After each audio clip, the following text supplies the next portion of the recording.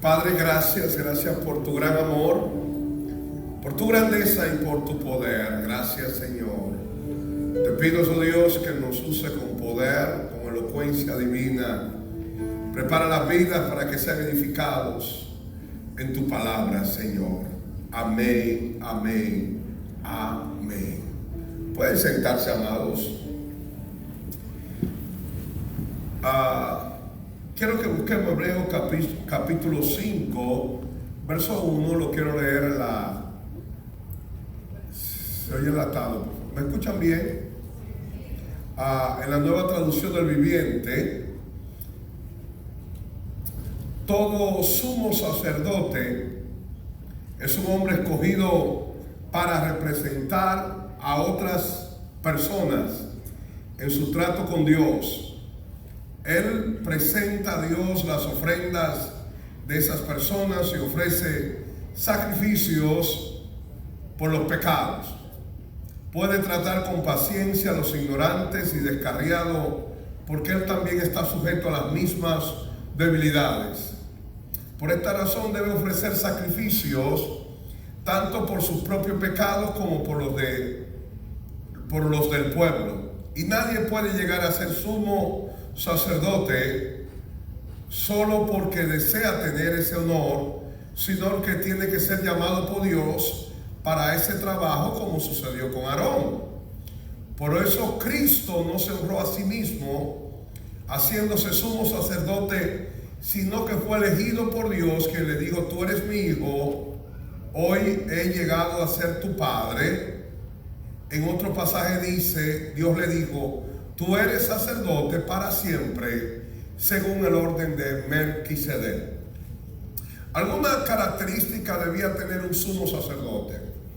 Era aquel que estaba a la cabeza de todos los sacerdotes. En el antiguo pacto, en el pacto mosaico antes de Cristo, tenía que descender de Aarón, de la tribu de Leví.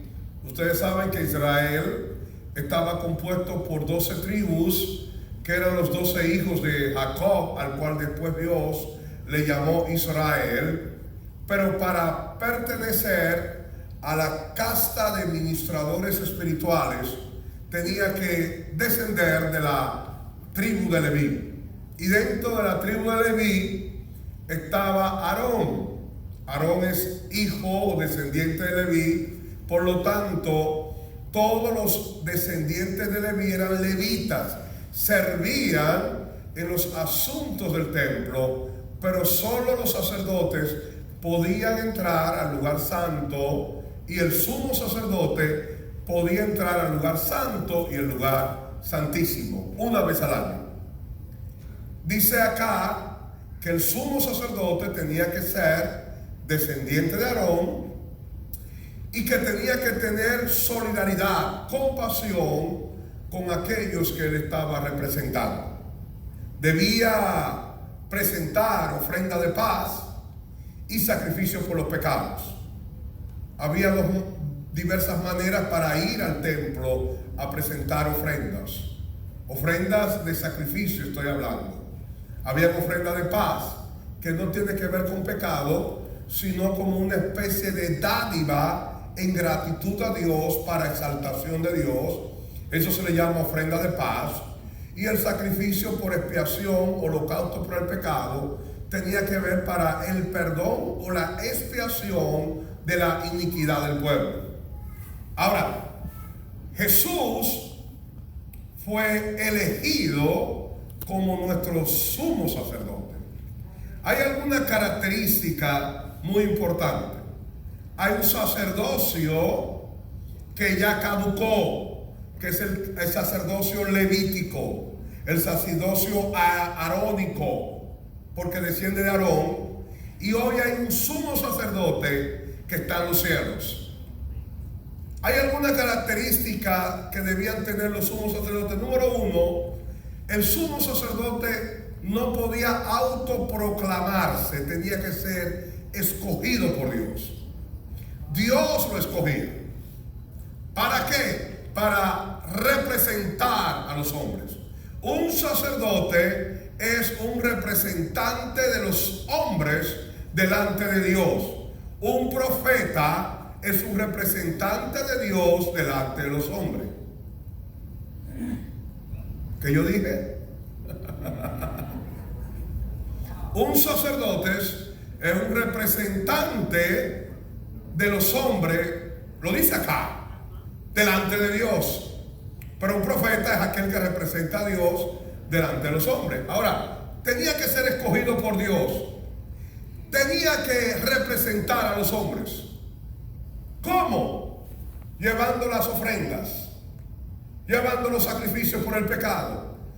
Cuando alguien pecaba, confesaba su pecado imponiendo las manos sobre un cordero, ¿no? Para los ritos de purificación también. Son muchas cosas, hay muchas aristas que no quiero tocar porque nos extenderíamos la predicación. Pero a grosso modo, cuando alguien pecaba, podía llevar un cordero, confesaba su pecado sobre el sacrificio, y como la ley decía, la paga del pecado es muerte, el cordero asumía el castigo del penitente y el cordero moría.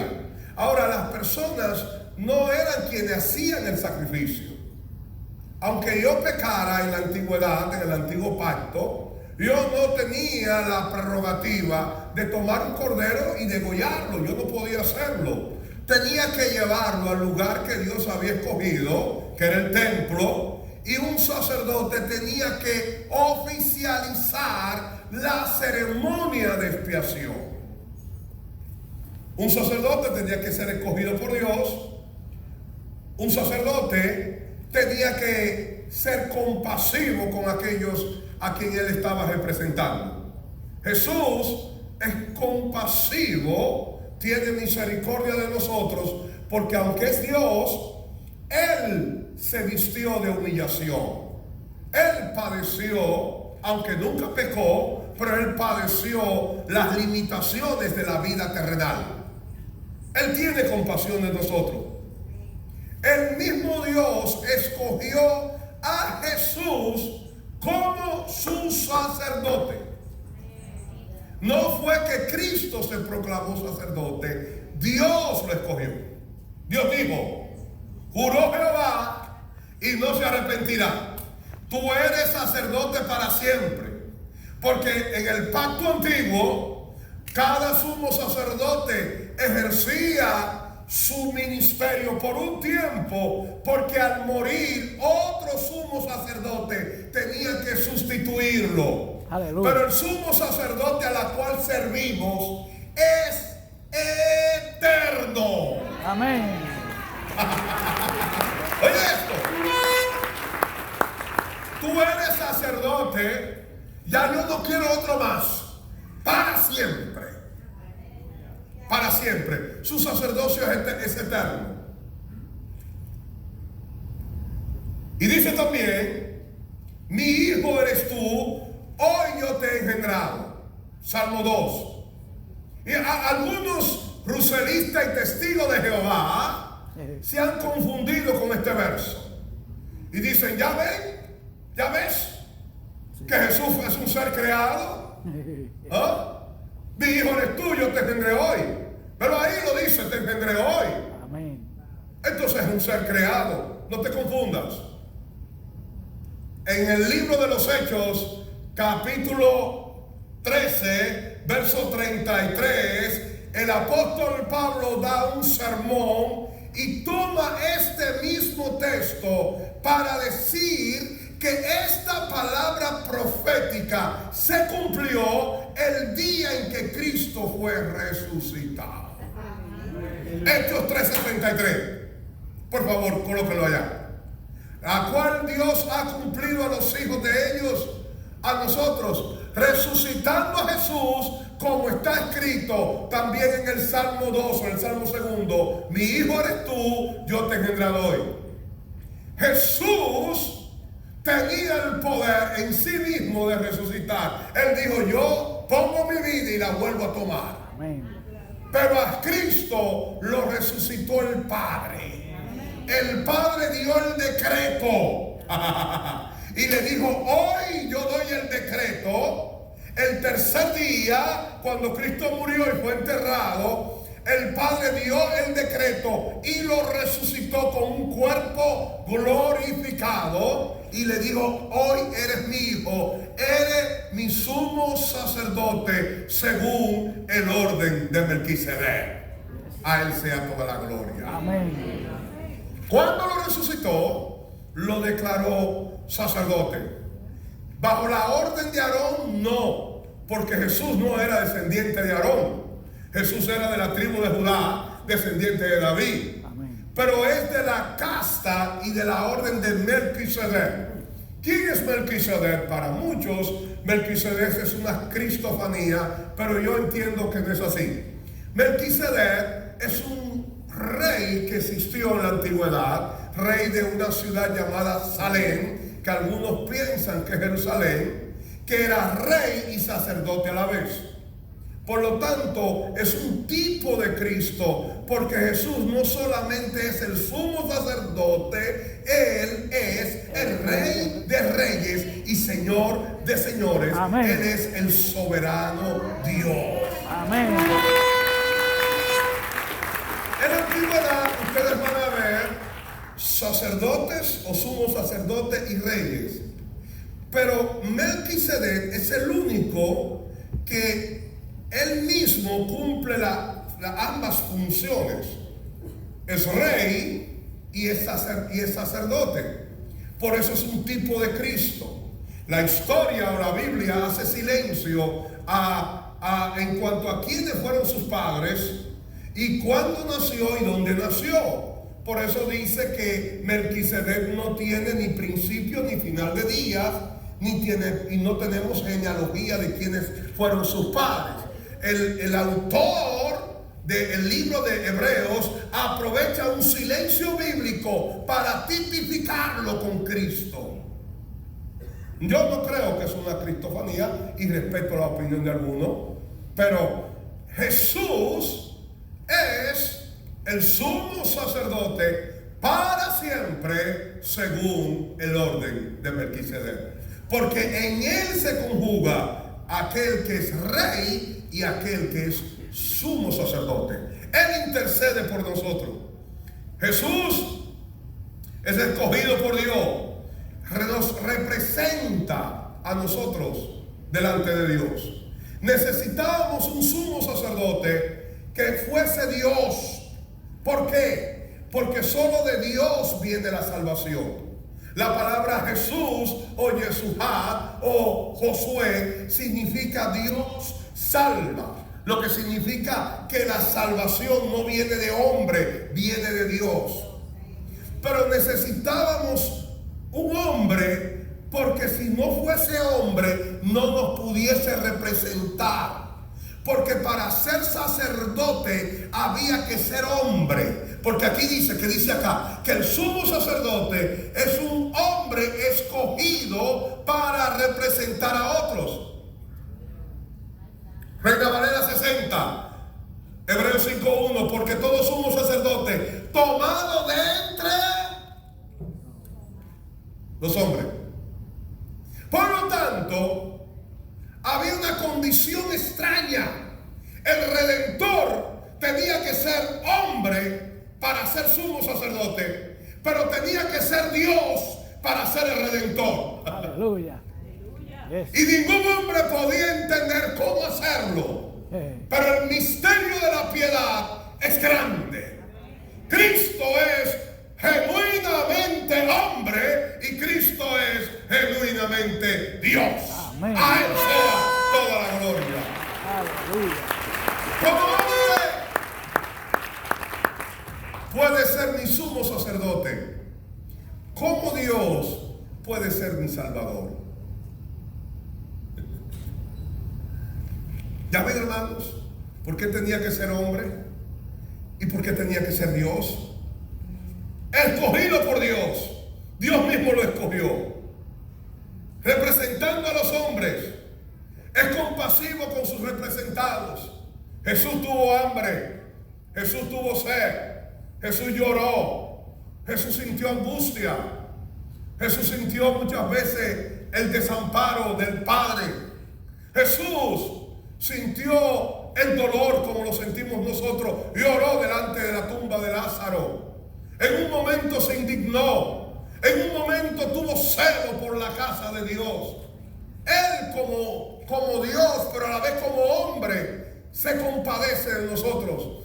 Si tú estás pasando por una dificultad, si tú estás pasando por una gran prueba, déjame decirte que Cristo también fue probado, que Cristo también pasó por diversos desiertos, que Cristo también fue apresado, que Cristo también sintió angustia, sintió dolor, sintió tristeza. Tenemos un sumo sacerdote que se compadece de todas nuestras necesidades.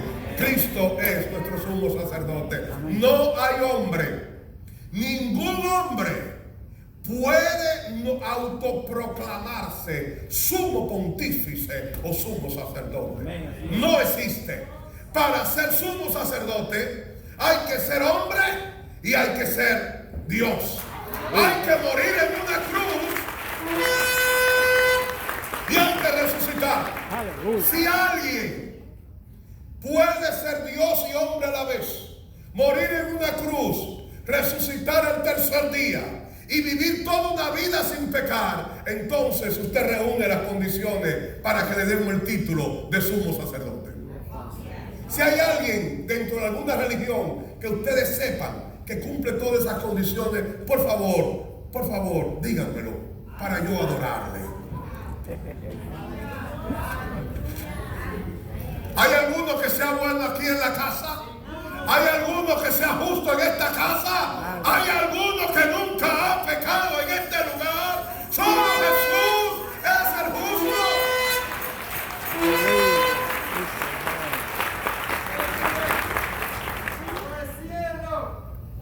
El orden antiguo tipificaba a Cristo. La ley tipificaba a Jesús. La ley fue dada con tres propósitos: señalar nuestro pecado, señalar la santidad de Dios y llevarnos a Cristo. Una vez la ley cumplió su propósito, ya caducó. Todo el sistema antiguo señalaba a Cristo. Jesús es el sacrificio. Jesús es el sacrificio por el pecado. Él es el Cordero de Dios que quita los pecados del mundo. Su sacrificio fue único en su clase. No fue igual que el Cordero de Pascua, no fue igual que el Cordero de Expiación, no fue igual que el macho cabrío. Quien estaba muriendo en una cruz era el mismo Hijo de Dios. Fue suficiente, una vez y para siempre. Satisfizo toda la demanda de la justicia de Dios. Fue suficiente. Toda la ira de Dios fue aplacada con el sacrificio de Cristo. Su sacrificio fue perfecto. No había mácula, no había pecado, no había defecto en él. Él es el más hermoso de los hombres. Él es el Hijo de Dios. Él es la rosa de Sarón y el lirio de los valles. Alguien preguntó: ¿cómo es posible que un hombre en una cruz, sufriendo durante 6 horas, puede cubrir y expiar los pecados de millones y millones de pecadores que vivieron durante toda la existencia de la humanidad?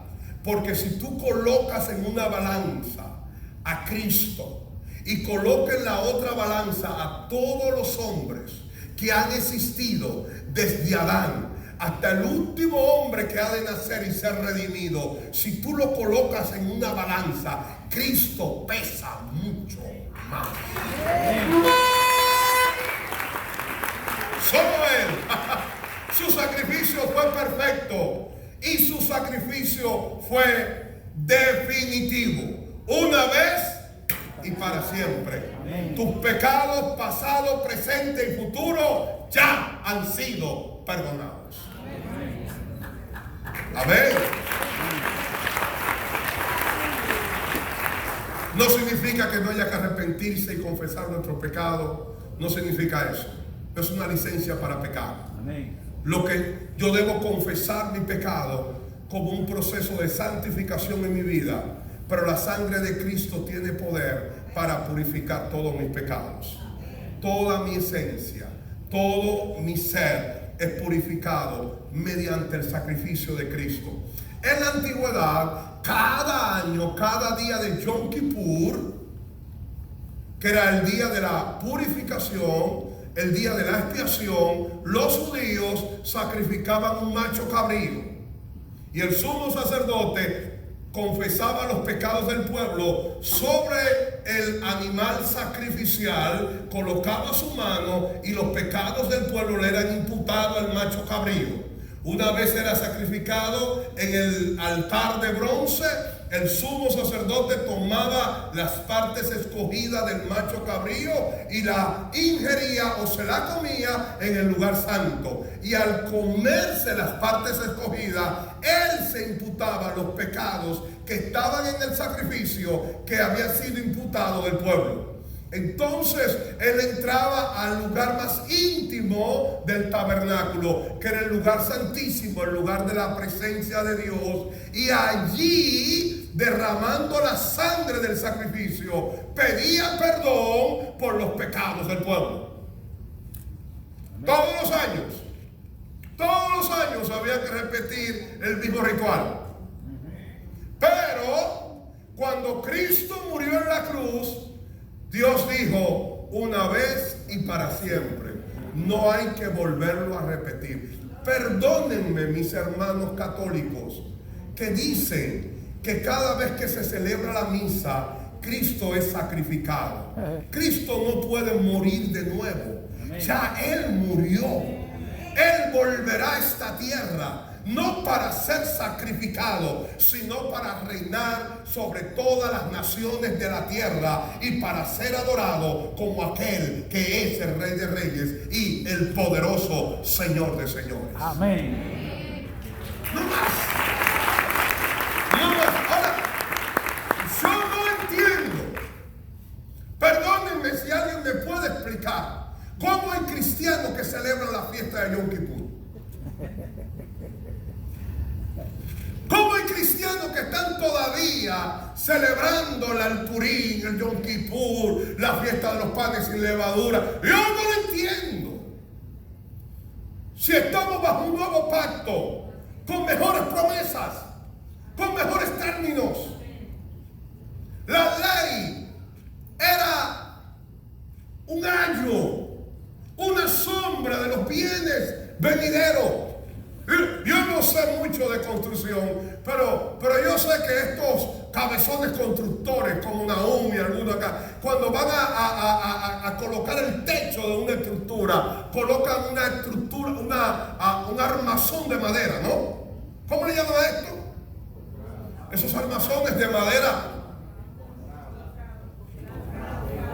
encofrado. ¿Encofrado? Eso. Colocan esa estructura y le colocan el techo. Ahora, eso era la ley. Hasta que el techo ya está solidificado y terminado, entonces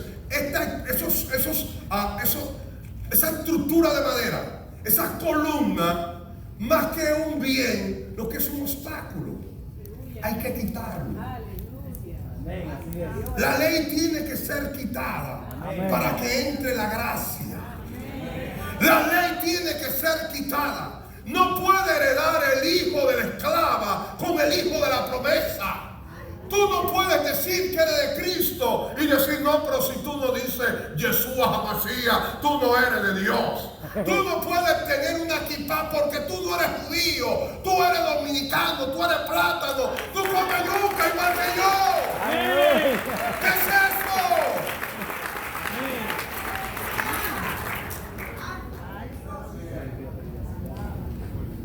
Hay que orar con el manto de oración. Ore bajo la llenura del Espíritu.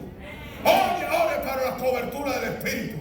Ore en el nombre del Padre. Ore en el nombre de Cristo bajo la guianza del Espíritu. ¿Cómo ¿cómo podemos querer estar en el nuevo pacto sin salir del viejo?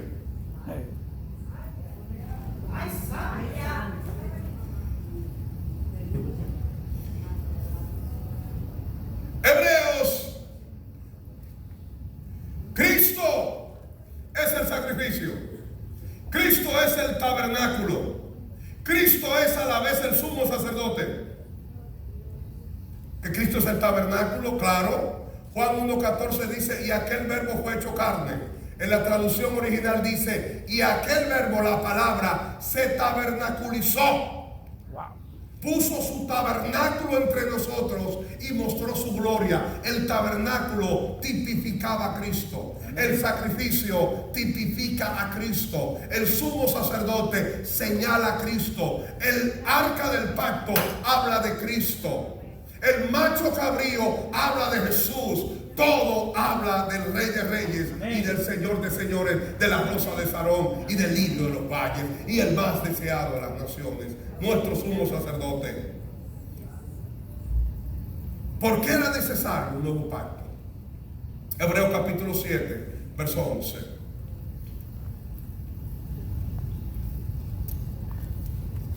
Si pues la perfección fuera por el sacerdocio levítico, porque bajo él recibió el pueblo la ley, ¿qué necesidad habría aún de que se levantase otro sacerdote según el orden de Melquisedec y que no fuera llamado según el orden de Aarón?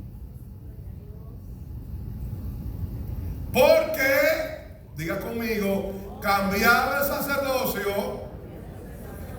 No lo escucho. Al existir un nuevo sacerdocio, es necesario que haya cambio de qué? De ley. Ay, mi madre.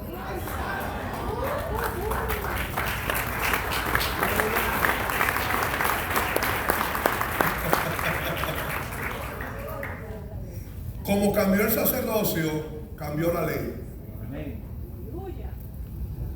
¿Sigue guardando el sábado?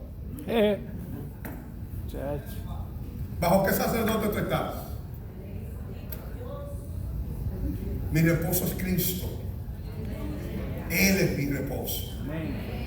No es malo guardar días dedicar días para el Señor. Hágalo, eso no es malo, no es pecado. Pero hágalo para Dios, no por una rigurosidad normativa de una ley impositiva que no tiene fundamentos bíblicos. Hágalo para Dios, eso no es malo. Dedicar un día a Dios, perfecto, gloria a Dios.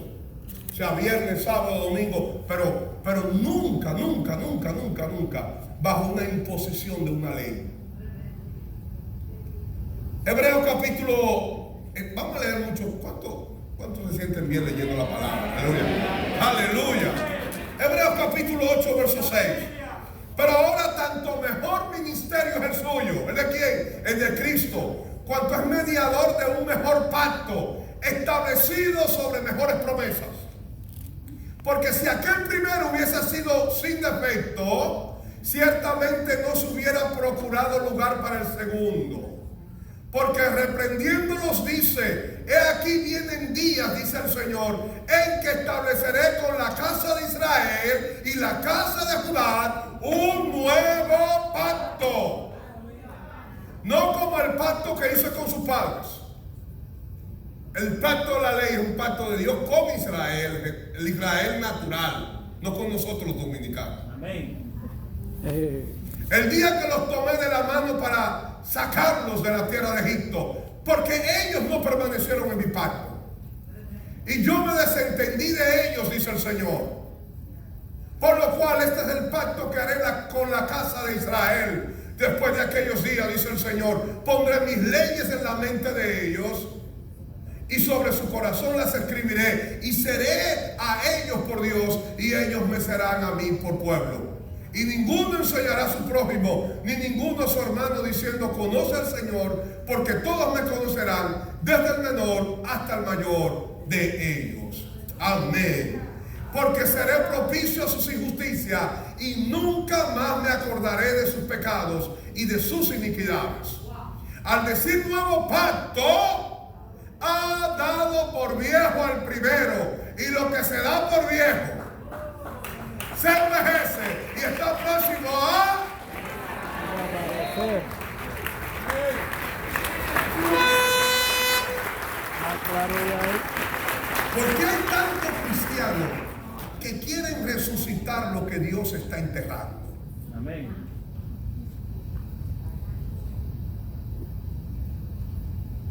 ¿Qué es eso? Se apartan de la verdad. Cristo, el antiguo pacto, era un pacto con defectos, dice.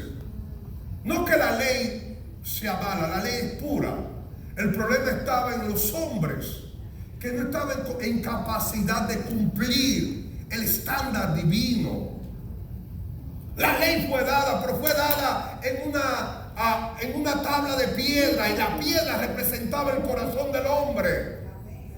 Porque por obras de la ley ningún ser humano puede ser justificado. La ley no fue dada para que el hombre fuese salvo. La salvación solamente viene por la fe, por la gracia de Dios.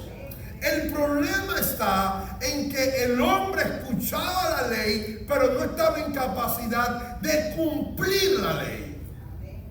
Pero en este nuevo pacto, dice, haré un nuevo pacto con ellos. Y quitaré su corazón de piedra y colocaré un corazón de carne. A todos los que Dios llama para entrar en su nuevo pacto, Dios le habrá de quitar ese corazón de piedra. Porque el que tiene el corazón endurecido escucha la palabra de Dios, pero no puede cumplir la palabra de Dios. Pero cuando el Espíritu Santo te hace un trasplante de corazón y tú naces de nuevo, y Él coloca su ADN espiritual y te hace copartícipe de su naturaleza divina, cambiando el corazón endurecido por un corazón de carne, donde la mano de Dios, el dedo de Dios, que es el Espíritu Santo, empieza a escribir los estatutos de Dios. Entonces podemos cumplir en Cristo la ley.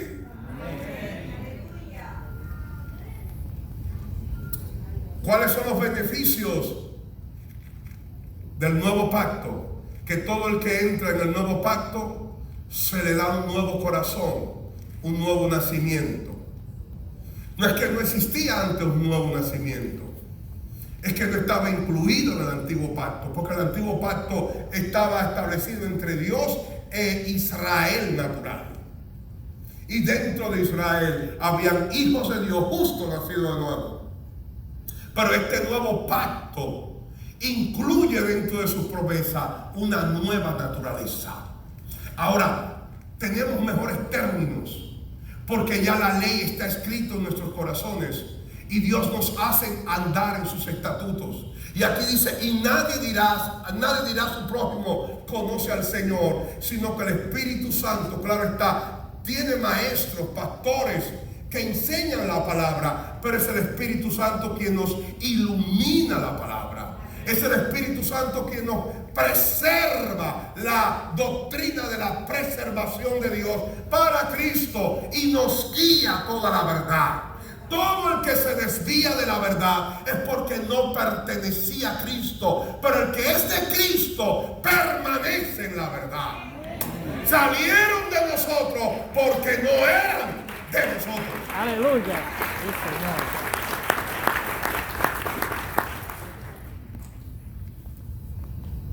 Hebreos 9:15. He aquí, por eso es mediador de un nuevo pacto. Cristo es el medio por la cual Dios envió el nuevo pacto. Dios no establece ninguna relación con un hombre si no lo hace a través de pactos.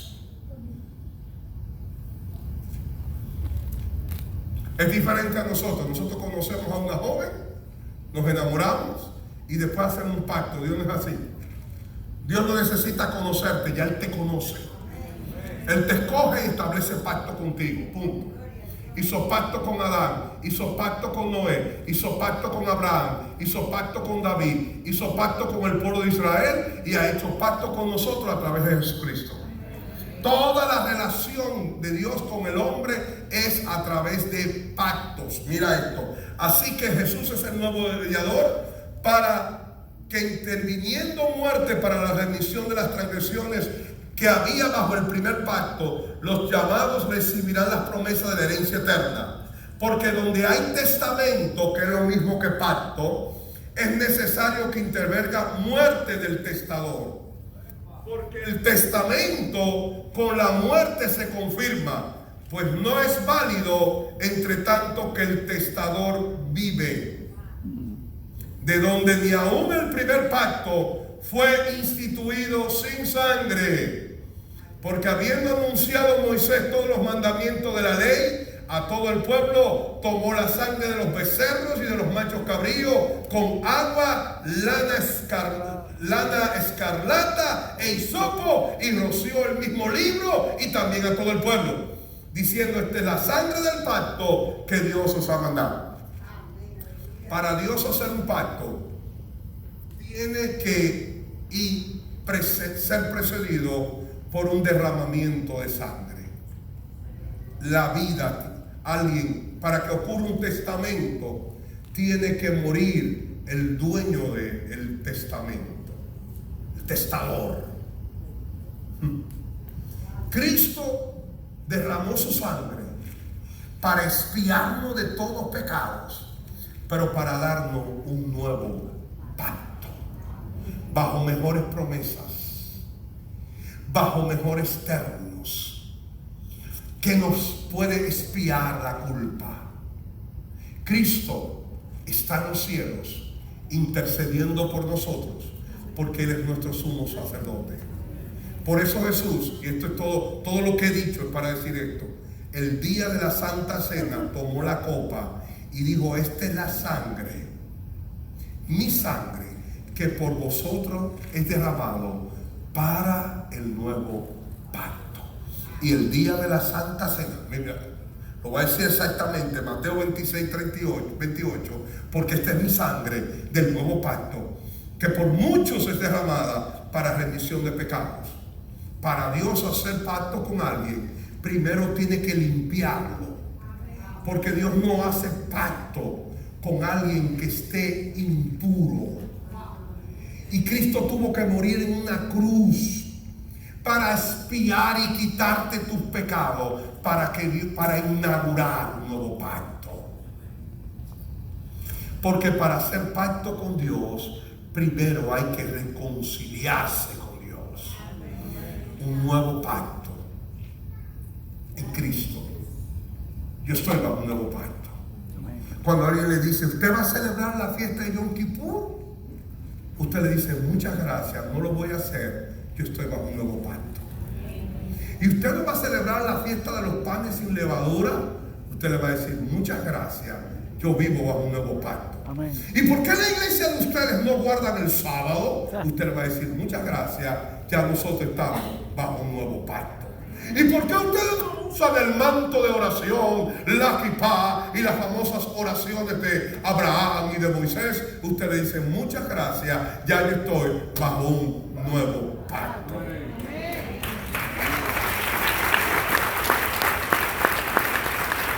A cambio de sacerdote, cambio de ley. Y no es que